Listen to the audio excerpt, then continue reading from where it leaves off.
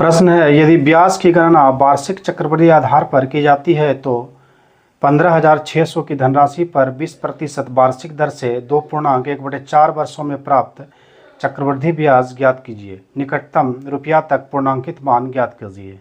ठीक है, तो यहाँ पे जो है मूलधन कितना है 15,600। ठीक है, और रेट है आपका 20% का, और समय इसका जो दिया है 2.1/4 वर्ष। ठीक है, तो इसमें से कहता है कि इसका CI कितना हो जाएगा। तो सबसे पहले हम 20% की दर से 2.1/4 वर्ष का हम क्या निकालेंगे, ब्याज निकालेंगे। ठीक है, तो देखते हैं कि 2.1/4 वर्ष में ब्याज बढ़कर कितना हो जाता है। इसको निकालने के लिए क्या करना है, पहले 2 वर्ष का निकालना है तो 20, यहाँ भी लिखिए 20। ठीक है, पहले 2 वर्ष का निकालने का यह शॉर्टकट मेथड। तो क्या करना है, पहले ये दोनों को गुना करना है, 2 2 4 और 00। ठीक, और इसमें क्या करना है, 2 अंक के बाद हमेशा पॉइंट बिठाना, तो 1 1 2 अंक के बाद पॉइंट, फिर दोनों का ही तीनों को इसको क्या कर देना, प्लस कर देना है। तो ये 2 वर्ष का क्या निकल जाएगा, ब्याज। तो जो 20 20 40 कितना हो गया, 4 44%। ठीक है, अब 1/4 वर्ष का ब्याज कितना लगेगा, परसेंटेज उसका। तो हम क्या करेंगे, 1/4 गुना क्या कर देंगे 20%, 4 से भाग करेंगे तो कितना हो गया 5%, यानी कि 1/4 वर्ष के लिए उसका ब्याज कितना हो जाएगा, यानी कि 5%। ठीक है, अब फिर से वही करेंगे, इस दोनों गुना, 5 चौके 20 करी 0, 5 चौके 20 और 2 22, कई अंक के बाद पॉइंट देना है, 2 अंक के बाद पॉइंट, फिर इन तीनों को प्लस करिए तो कितना हो जाएगा, 5 2 7 4 11 करी 1 और 4 और 1 5, पॉइंट कितना हो गया 20, यानी कि 2.1/4 वर्ष में जो ब्याज बढ़कर हो जाएगा 51.20%। तो टोटल ब्याज कितना हो जाएगा, 15,600 का ब्याज। तो इसको हम गुना कर देंगे 51.20%। ठीक है, परसेंट का मतलब 2 जीरो, तो ई और यहाँ पे 2 जीरो क्या हो गया, कैंसिल हो गया। अब 156 गुना ये 512 करेंगे और पॉइंट हम बैठा देंगे। ठीक है, तो 156 गुना फिर हम करेंगे 512, तो 6 दूनी 12 की 2 बच गया कितना 1, 5 दूनी 10, 6 1 6 10 6 16 1 17 करी 7 बच गया 1, 2 1 2 56 33 2 32, अब 5 32 5 हो गया 32, 5 2 37 और 1 हो गया 38 करी 8 बच गया कितना 3, 5 1 गुना 1 1 25 25 और 1 26 3 29 करी 9 बच गया 2, 5 1 5 2 7। तो गुना करके कितना है 7 9 8 7 2 और 1 0 यहाँ था 0 बैठा दे, कितना अंक के बाद पॉइंट, 2 अंक के बाद पॉइंट। तो इसका जो है कहता निकटतम वैल्यू कितना हो गया, इसका जो निकटतम वैल्यू हो गया हुआ 7987 रुपीज़, जो कि ऑप्शन हमारा ए में इसका है, जो आंसर ही सही होगा। ठीक है,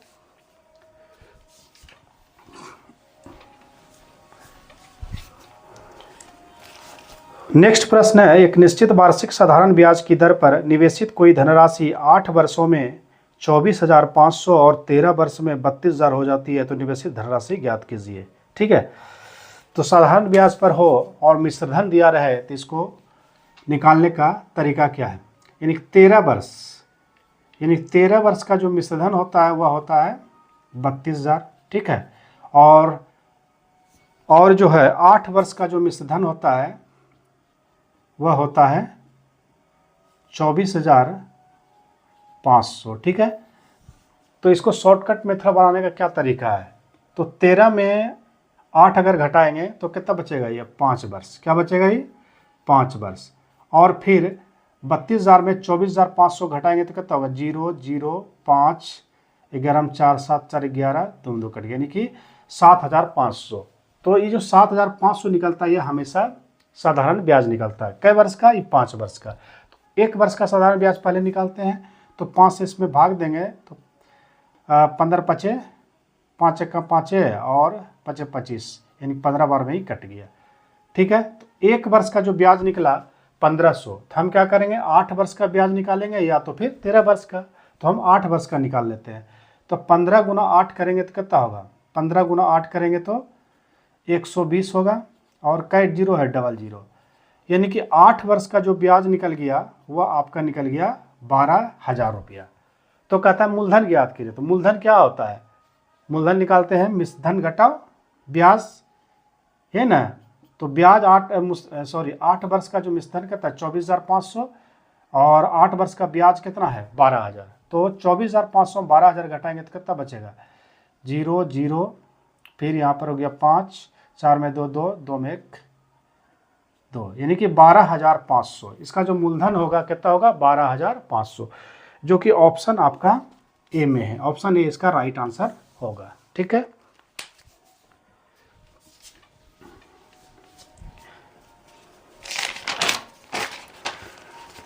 नेक्स्ट प्रश्न है, ब्याज की गणना वार्षिक चक्रवृद्धि आधार पर करने पर 10 लाख की राशि पर 20% वार्षिक दर से 3 वर्ष 3 माह में प्राप्त चक्रवृद्धि ब्याज ज्ञात कीजिए। कितना वर्ष में 3 वर्ष 3 माह में, यानी कि ये जो मूलधन दिया हुआ है कितना दिया है 10 लाख, मूलधन दिया हुआ है 10 लाख, सॉरी 1 लाख दिया हुआ है। ठीक है, तो मूलधन 1 लाख दिया हुआ है और दर इसका है 20% का। ठीक है, और समय इसका है 3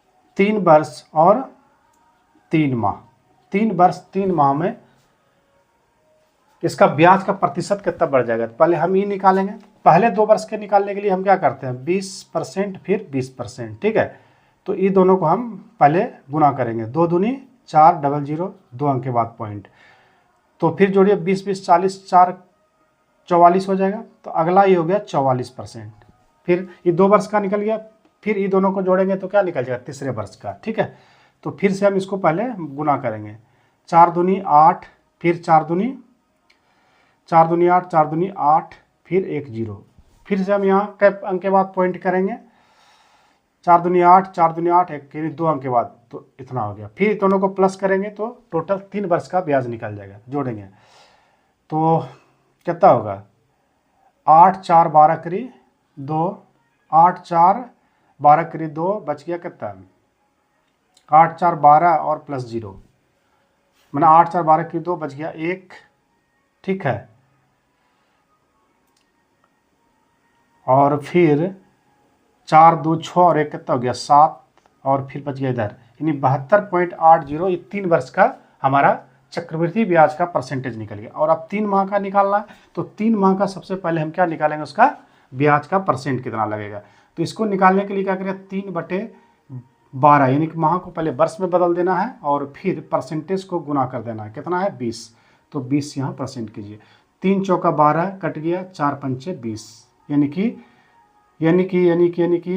5% का ब्याज लगेगा। ठीक है, तो इसी तरह से फिर हम यहाँ पर क्या कर देंगे, ये 5% यहाँ पे हम लिखेंगे। फिर अब उसी तरह से इसको गुना करिए, ये दोनों को 5 गुना 0 0, 5 8 40 करिए 0, फिर 5 दूनी 10 4 14, बचा 1, 7 5 35 और 1 36।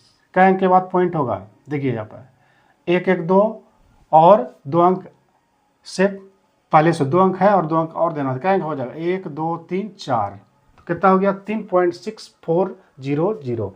अभी तीनों को जोड़िए, जोड़ने के बाद क्या होगा, देखिए पॉइंट के 2 अंक तक यहाँ पे 1 2 3 4 यहाँ पे है। ठीक है, तो सबसे पहले क्या है, इधर पहले होगा 0, फिर हो जाएगा 0, फिर हो जाएगा यहाँ पे 8 4 12 करी 2, 8 4 12 करी 2, 3 पॉइंट है, तो यहाँ पे 1 अंक से मतलब यहाँ होगा 0, फिर हो जाएगा यहाँ पर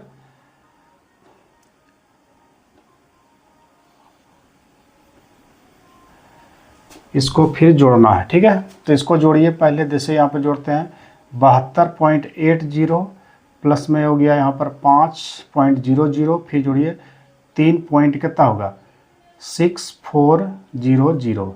ठीक है, 0 0, फिर क्या हो गया 4 814 की 4, 5 3 8 2 10 10 1 11 की 1, 7 1 कितना हो गया 8, यानी 81.40 44 कितना हो गया परसेंट इसका 81.4400%। ठीक है, तो अब 1 लाख का चक्रवृद्धि ब्याज कितना हो जाएगा? 1 लाख से हम इसको गुना कर देंगे 4400 गुना 1 लाख। ठीक है, परसेंटेज है तो एक परसेंटेज का मतलब 2 जीरो यहाँ कैंसिल। ठीक है, अब इसको हम गुना करते हैं 814400, फिर यहाँ पर क्या जीरो हो जाएगा 3 जीरो 1 2 3 कहें के बाद पॉइंट 1 2 3 4 1 2 3 4। तो इसका सही आंसर हो गया क्या 81,440। कितना हो जाएगा 81,440, जो कि ऑप्शन हमारा ए में है। ऑप्शन ए इसका राइट आंसर होगा। यह सबसे बेहतरीन और सरल तरीका है। ठीक है,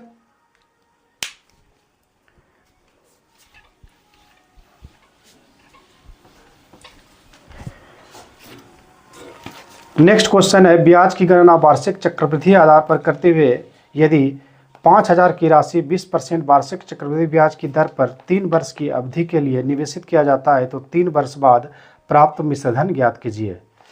तो इसमें भी प्रश्न क्या कह रहा है कि मूलधन जो है 5,000 है, मूलधन कितना है 5,000 और रेट इसका जो है 20% है और समय है 3 वर्ष। क्या है समय 3 वर्ष। 3 वर्ष बाद कहता है इसका मिश्रधन कितना हो जाएगा।